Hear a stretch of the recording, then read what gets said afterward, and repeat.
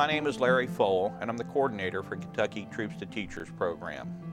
I work in the certification division of the Kentucky Educational Professional Standards Board in Frankfort. I got the idea for this video during my first year of traveling and visiting school districts because in my talking to hiring authorities, I could tell that they had some misunderstandings and some misconceptions about the Troops to Teachers program. Troops to Teachers is a federal program authorized in 1993 that has assisted nationwide over 10,000 military personnel to go into teaching after leaving the service. Nearly 300 of that number have taught in Kentucky. It accomplishes this goal through referral assistance and placement services. To be eligible for the program, a veteran must have at least 6 years of honorable active duty, National Guard, or Reserve service time.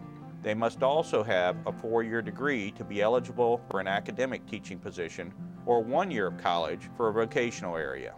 While the program focuses on placing candidates in high-needs public school teaching areas and districts, any school district can hire a Troops to Teachers candidate in any teaching position. The average Troops to Teachers candidate is in his or her 40s, over 80% are male and 35% minority. Most have been full-time instructors in the military during some portion of their careers. They bring a great deal of life experience and leadership skills to the table. We do have prior military personnel teaching at the school. All 3 of them exhibit tremendous leadership skills. They are very hard workers. They are actually some of my best communicators with young people. Well, the first thing that you would notice most likely would be the age of the candidate.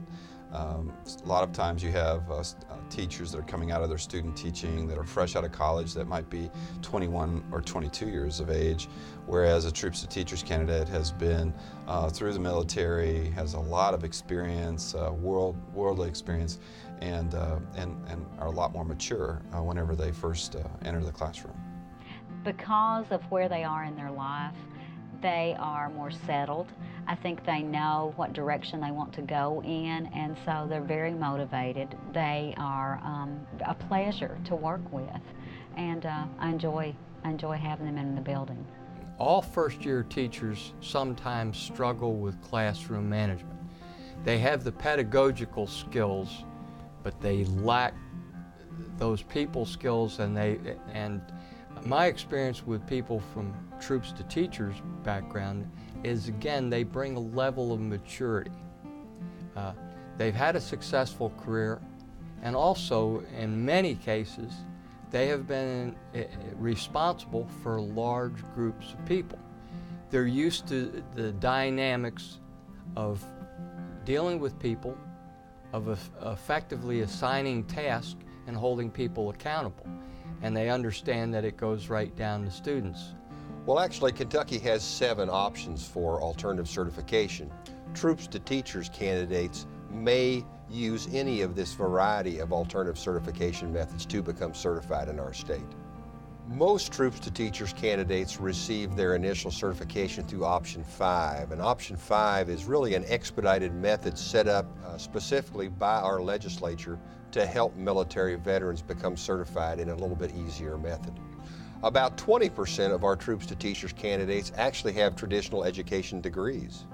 Many of our Troops to Teachers candidates also pursue the university-based alternative certification method, and they actually teach in the classroom while taking coursework at their local university. Finally, some Troops to Teachers candidates are certified through what we call Option 1, which is the 10-year exceptional work experience route. Most of these people go into vocational, career, and technical education fields.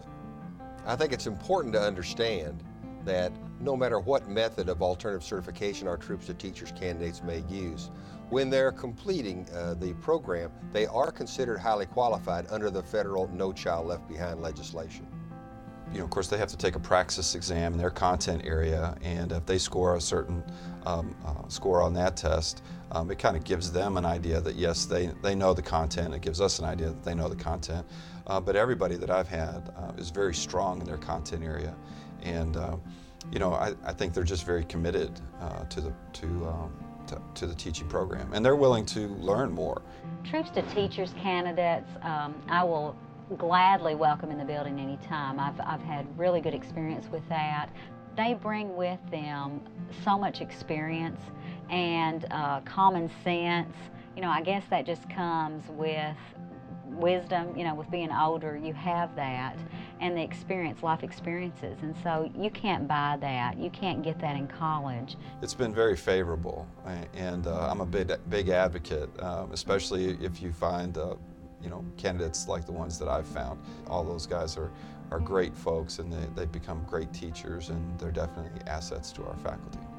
I would actually encourage all principals, and I already have, to look at this program. It is very effective. I'm very happy with Troops to Teachers. Of course, I have 3 ex-military folks teaching for me in this facility.